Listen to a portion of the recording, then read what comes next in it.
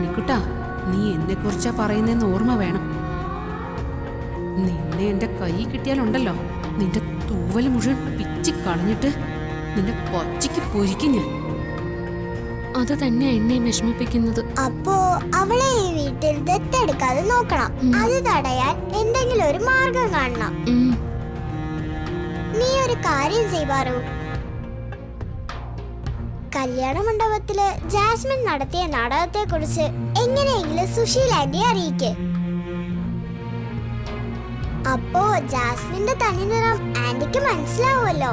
അന്നേരം ആന്റി അവളെ ദത്തെടുക്കാതെ ഇവിടെ നിന്ന് പറഞ്ഞു വിട്ടോളൂ.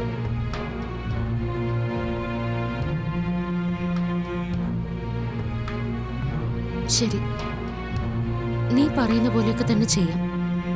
ഇതൊരു നല്ല ഐഡിയ ആയിട്ട് എനിക്ക് തോന്നുന്നുണ്ട്. നീയും നിന്റെ ശിങ്കിടിയും തമ്മിലുള്ള പ്ലാനൊക്കെ കൊള്ളാം.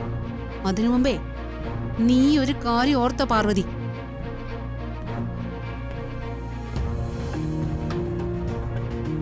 കല്യാണ മണ്ഡപത്തിൽ ഞാൻ നടത്തിയ നാടകത്തെക്കുറിച്ച് നീ പുറം ലോകത്തെ അറിയിക്കാനെങ്ങാനും ശ്രമിച്ച, നിന്റെ സഹോദരി ഗർഭിണിയാണെന്ന് കള്ളം പറഞ്ഞാണ് വിപിനെ കല്യാണം കഴിച്ചതെന്നുള്ള രഹസ്യം ഞാനും പുറത്തു പറയും.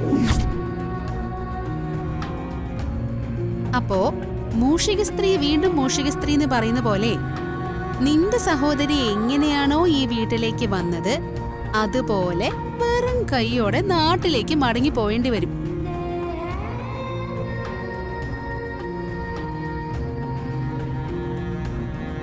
എന്താ, അത് നിനക്ക് ഓക്കെയാണോ? അത് നിനക്ക് സമ്മതമാണോന്ന്? എന്തു പറ്റി പാർവതി, നിന്റെ ആവേശമൊക്കെ പെട്ടെന്ന് കെട്ടുപോയോ? നീ എന്താ ഇപ്പൊ എന്നെ വെല്ലുവിളിക്കാത്തേ? എന്തടി നിന്റെ മിണ്ടാട്ടം മുട്ടിപ്പോയോ? പാർവതി, ഞാനിപ്പൊ തന്നെ എല്ലാരും വിളിച്ചു പറയട്ടെ. നിന്റെ അനിയത്തിയുടെ ദിവ്യഗർഭത്തെ കുറിച്ച് പറയട്ടെ. ഇപ്പൊ തന്നെ പറയാം. സുശീലാന്റി. ജാസ്മിൻ, വേണ്ട, ഇതൊന്നും ആരും അറിയിക്കണ്ട. അല്ല, അറിയിച്ചേക്കാന്നേ. നീ എന്തായാലും എന്നെ ഈ വീട്ടിൽ നിന്ന് പുറത്താക്കാൻ പോവല്ലേ. അപ്പോ നിനക്കിട്ടൊരു മറുപണി പണിയാതെ പോകുന്നത് ശരിയല്ലല്ലോ. അല്ലെങ്കിലേ ഈ ജാസ്മിൻ വെറൊരു മൊരവാഴയാണെന്ന് കരുതില്ലേ?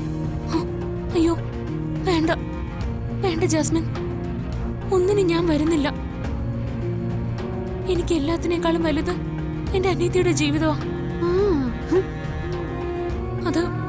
അത് നീ ആയിട്ട് നശിപ്പിക്കരുത്. നീ ഇവിടെ തന്നെ താമസിച്ചോളൂ. അതിന് തടസ്സമുണ്ടാക്കാൻ ഞാൻ വരില്ല. ഞാൻ വരില്ല ജാസ്മിൻ.